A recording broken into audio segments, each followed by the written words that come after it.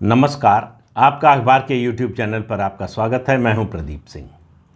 गोस्वामी तुलसीदास द्वारा रचित रामचरितमानस एक ऐसा ग्रंथ है जिसमें आपको अपनी जीवन की समस्याओं का, हर तरह की समस्याओं का कोई ना कोई हल, कोई रास्ता, कोई मार्ग जरूर सुझाया गया है। अगर आप ध्यान से पढ़ें और उसको समझने की कोशिश करें तो आपको रास्ता ज़रूर मिलेगा। आज मैं जिस प्रसंग का जिक्र करने जा रहा हूँ, कोई प्रवचन करने नहीं जा रहा हूँ, राजनीतिक बात ही करूँगा। वो है जब अंगद को भेजा गया था रावण के पास दूत बनाकर भगवान श्री राम का।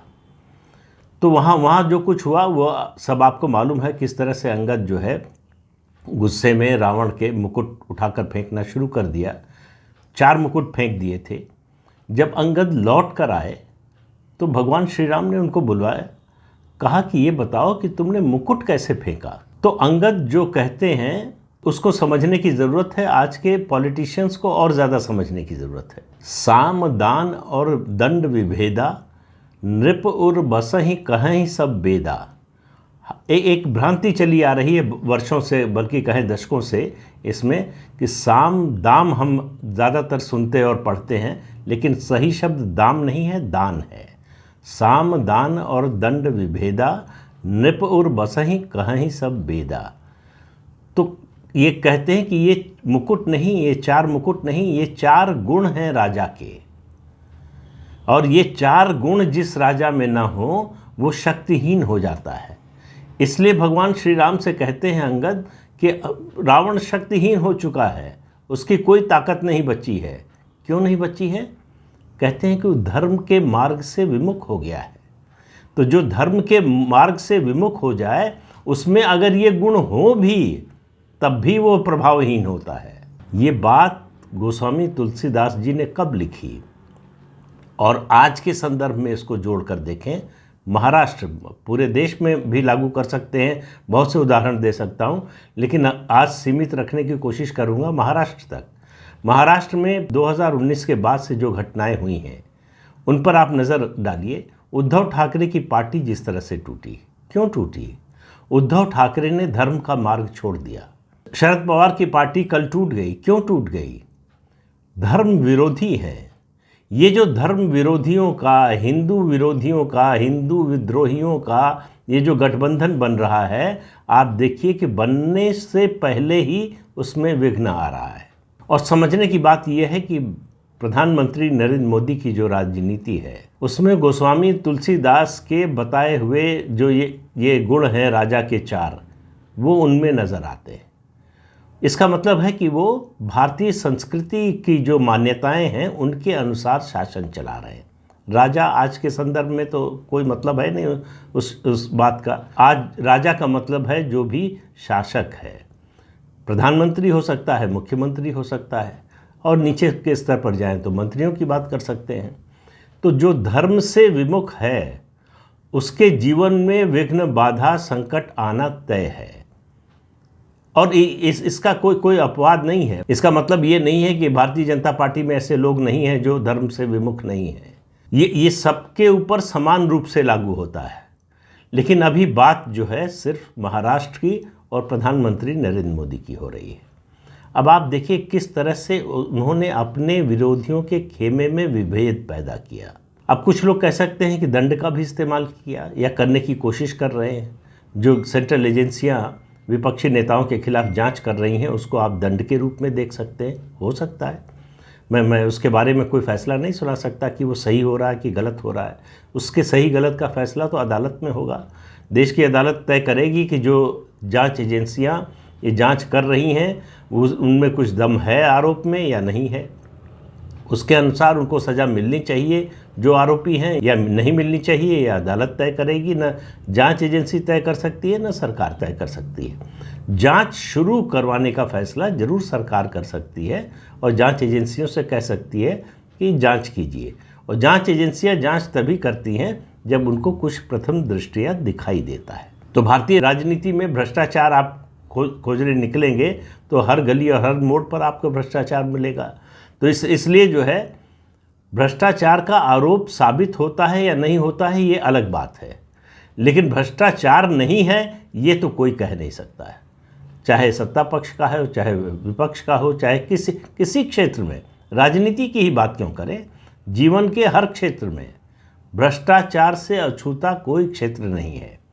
इसलिए जब जांच एजेंसियां जांच करती हैं, रेड करती हैं, पूछताछ के लिए गिरफ्तारी करती हैं, कस्टडी में लेती हैं, तो लोगों को कोई आश्चर्य नहीं होता, अविश्वास भी नहीं होता। उनको लगता है कि सही है।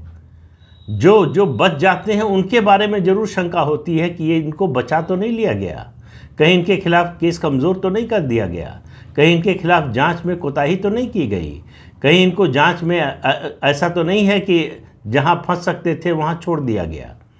तो अविश्वास छूटने वालों पर होता है। जो पकड़े जाते हैं उनके बारे में जनता के मन में कोई अविश्वास नहीं है, पूरा विश्वास है कि इन्होंने ज़रूर किया होगा। जिनका साबित नहीं होता है उनके बारे में भी जनता की धारणा ये बन जाती है कि ज़रूर गड़बड़ किया होगा। कैसे बन जाती है? आस पड़ोस जानने वाले वो सब आपके जीवन स्तर में, आपके जीवन शैली में जो परिवर्तन देखते हैं उससे समझ जाते हैं कि जो व्यक्ति कल 3 व्हीलर पे चलता था आज वो मर्सिडीज़ में चल रहा है, तो वो उसका कोई बिजनेस तो है नहीं। अगर बिजनेस नहीं है तो कहाँ से अचानक पैसा आ गया? तो जाहिर है गलत तरीके से ही आया है। तो इसलिए ऐसे लोगों के खिलाफ कार्रवाई होती है तो जनता में कोई नाराज़गी नहीं होती, बल्कि खुशी होती है, संतोष होता है कि कुछ तो हो रहा है। अब असंतोष इस समय इस बात का है कि और ज़्यादा क्यों नहीं हो रहा है, भ्रष्टाचार को बिल्कुल ख़त्म क्यों नहीं कर दे रहे हैं। देखिए, दुनिया में कहीं भी भ्रष्टाचार पूरी तरह से ख़त्म नहीं हो सकता। तो शुरुआत इसके ख़त्म होने की तभी सफल होती है, तभी कारगर होती है जब ऊपर से हो। ऊपर से इसकी कोशिश हो रही है। पिछले 9 साल में स्थिति में बहुत बदलाव आया है। जिस तरह से जांच एजेंसियों का शिकंजा कसा है, उसके अलावा जिस तरह से टेक्नोलॉजी का इस्तेमाल हुआ है, जैसे ही आप ह्यूमन इंटरफेस को हटाते हैं, जैसे ही आप टेक्नोलॉजी को इंट्रोड्यूस करते हैं, आपको फ़र्क नज़र आता है। भ्रष्टाचार के स्तर में कमी आ जाती है। ख़त्म नहीं हो सकता। ख़त्म होने के लिए हमको आपको ईमानदार होना पड़ेगा। जिस दिन हम आप मतलब आम जनता तय कर लेगी कि न तो रिश्वत देंगे न रिश्वत लेंगे, उस दिन भ्रष्टाचार ख़त्म होगा। लेकिन समस्या क्या है? समस्या समाज की ये है कि हम सब चाहते हैं कि हमारा पड़ोसी जो है वो भ्रष्टाचार न करे, हमको छूट होनी चाहिए। ये मानसिकता जो है वो भ्रष्टाचार ख़त्म नहीं होने देती। लेकिन आज का मुद्दा भ्रष्टाचार नहीं है।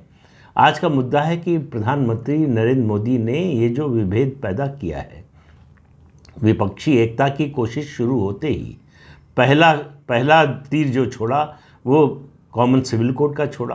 पूरे विपक्षी खेमे में अफरा तफरी है, कौन समर्थन कर रहा है, कौन विरोध कर रहा है, कौन कितना विरोध कर रहा है। आज मायावती का बयान आया कि हम यूसीसी के विरोध में नहीं हैं, लेकिन भारतीय जनता पार्टी जिस तरह से कर रही है उसके विरोध में है। ये तो ना इधर की बात हुई ना उधर की बात हुई, मतलब कुल मिलाकर ये कि हम यूसीसी का विरोध नहीं कर रहे हैं। ऐसी पार्टियों की संख्या बढ़ती जा रही है जो कह रहे हैं कि सैद्धांतिक रूप से हम यूसीसी के खिलाफ नहीं हैं। अब उसके बाद विरोध का मुद्दा उनको तब मिलेगा जब उसका ड्राफ्ट सामने आएगा। तो ड्राफ्ट आने तक तो ये मुद्दा चर्चा में बना रहेगा। ड्राफ्ट आने पर भी जो है कुछ लोगों को परेशानी हो सकती है। लेकिन सबसे बड़ी बात यह है, फिर उसी पुरानी बात पर लौट कर आता हूँ कि जो धर्म विहीन हैं, जो धर्म विमुख हैं, वो शक्तिहीन हैं या हो रहे हैं। इस बात को याद रखिएगा। और ये प्रक्रिया जो है निरंतर चलेगी। ये बहुत तेज़ी से चलने वाली प्रक्रिया नहीं है। ऐसा नहीं है कि रातों रात सब बदल जाएगा, इसकी उम्मीद भी मत कीजिए। जो बदलाव होगा बहुत धीरे धीरे होगा। 75 साल की जड़ता को टूटने में समय लगेगा। स्थिति को बिगाड़ने में ज़्यादा समय नहीं लगता, बनाने में ज़्यादा समय लगता है, ज़्यादा परिश्रम लगता है। अब आप देखिए, मैंने अपने पिछले वीडियो में जिक्र किया था कि किस तरह से जब संगठन का मुखिया या परिवार का मुखिया धृतराष्ट्र की तरह व्यवहार करने लगता है तो उस परिवार का, संगठन का विनाश या विघटन तय हो जाता है। वही हो रहा, वही उद्धव ठाकरे के साथ हुआ, वही शरद पवार के साथ हो रहा है। तो ये सिलसिला रुकने वाला नहीं है, ये सिलसिला चलता रहेगा। लेकिन और क्या हो रहा है? पहली बार हो रहा है अपने पूरे राजनीतिक जीवन में नीतीश कुमार पहली बार अपने विधायकों और सांसदों से एक एक करके मिल रहे हैं। बहाना ये है कि आपके चुनाव क्षेत्र में जो है विकास का काम कैसा हो रहा है, लेकिन मन टटोल रहे हैं कि कौन रुकेगा कौन जाएगा। जाने का मन तो नहीं बना रहे हैं, क्योंकि मैंने पहले भी कहा था कि बिहार में ख़ास तौर से जनता दल यूनाइटेड में सांसद वही हैं, या तो बीजेपी के पास हैं या एलजेपी के पास है या फिर जेडीयू के पास है। तो ऐसे में जो 16 सांसद हैं जेडीयू के, उनके मन में बड़ी बेचैनी है कि उनका क्या होगा। और ये जो घटनाक्रम है, देखिए, उसने कर्नाटक की जीत का जो खुमार था कांग्रेस पार्टी का, उसको उतार दिया। वो जो यूफोरिया बना था कर्नाटक की जीत से, वो एकदम से जो है वो तलहटी में चला गया। अब वो एडवांटेज जो दिखाई दे रही थी कर्नाटक जीत के कारण कांग्रेस पार्टी को, वो कहीं दिखाई नहीं दे रही है। और अभी तो 2 ही मुद्दे हैं, यूसीसी और महाराष्ट्र में जो हुआ है। महाराष्ट्र में जो हुआ उसके बाद कांग्रेस पार्टी की बैठक होने जा रही है।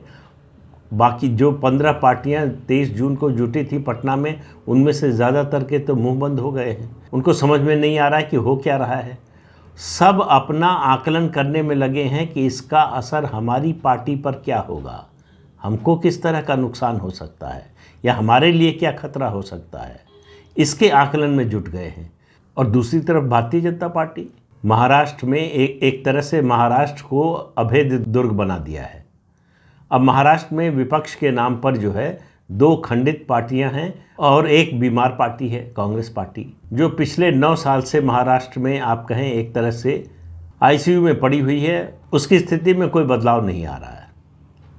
अब तो उसकी टूटने की भी चर्चाएं बंद हो गई हैं, क्योंकि ज़रूरत नहीं रही। टूटकर जहां जा सकते थे वहां लोगों को ज़रूरत नहीं है।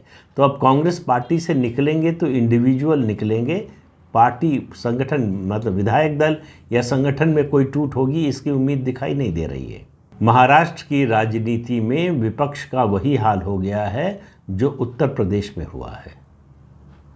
अब इसको साबित होना है चुनाव नतीजे से। उत्तर प्रदेश में साबित हो चुका है। महाराष्ट्र में एकनाथ शिंदे के मुख्यमंत्री बनने से पहले तक, या कहें कि उनकी बगावत से पहले तक, महाराष्ट्र विकास आघाड़ी के 165 विधायक थे।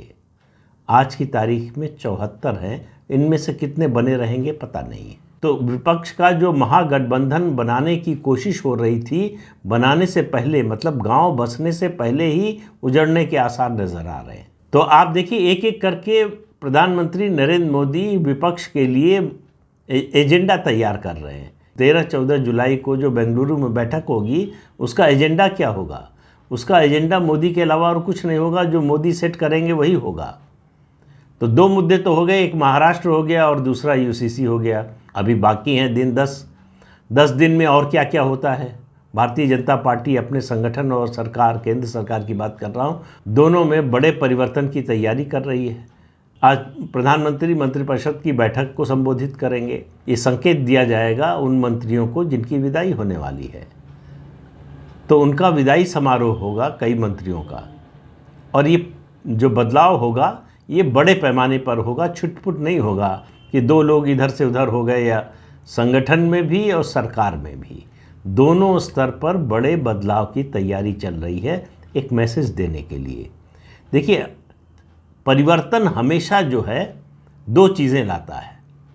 एक सुखद एहसास लाता है परिवर्तन, एक पॉजिटिव एनर्जी जनरेट करता है, और दूसरा अनिश्चितता भी लाता है। अनिश्चितता लाता है जब लक्ष्य आपका निश्चित ना हो तो अनिश्चितता आती है। जब आपको अपनी ताकत पर भरोसा न हो तब अनिश्चितता आती है। इस मामले में ऐसा दिखाई नहीं दे रहा। इस मामले में ये परिवर्तन जो पार्टी और सरकार में होने जा रहा है, उसके जरिए एक बदलाव का, परिवर्तन का संदेश देने की कोशिश।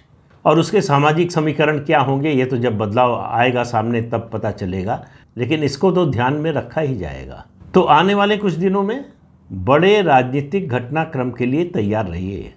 बड़ी तेज़ी से घटनाक्रम चलेगा। तो आज के अंक में इतना ही। अगले अंक में फिर मिलेंगे किसी नए मुद्दे के साथ। तब तक के लिए अनुमति दीजिए। आपसे अनुरोध है कि ये चैनल देखिए, शेयर कीजिए, लाइक कीजिए और सब्सक्राइब ज़रूर कीजिए। नमस्कार।